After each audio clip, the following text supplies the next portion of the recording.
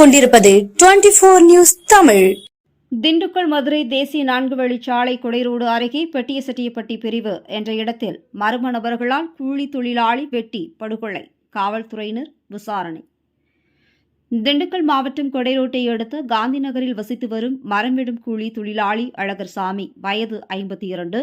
இவருக்கு ஒரு மனைவி மற்றும் 2 மகன்கள் உள்ளனர். இந்நிலையில் இரவு 8 மணி அளவில் வழக்கம்போல் தோட்டத்திற்கு சென்று வீட்டுக்கு திரும்பிய போது திண்டுக்கல் மதுரை தேசிய 4 வழிச்சாலை கன்னிமார் நகர் பிரிவு என்ற இடத்தில் வந்தபோது மர்ம நபர்கள் இருவர் வழிமறித்து சரமாரியாக வெட்டியதில் ரத்த வெள்ளத்தில் துடிதுடித்த அழகர்சாமி சம்பவ இடத்திலேயே உயிரிழந்தார்.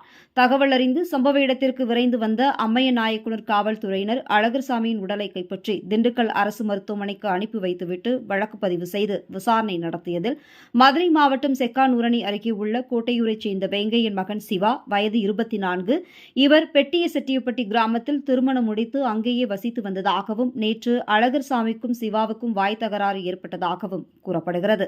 அதே ஊரில் வசித்து வரும் ராமசாமி மகன் பாலு, வயது 28. இவருடன் சேர்ந்து கொலை செய்திருக்கலாம் என்று தலைமறைவாகியுள்ள நிலையில் இருவரையும் காவல்துறையினர் தீவிரமாக தேடி வருகின்றனர்.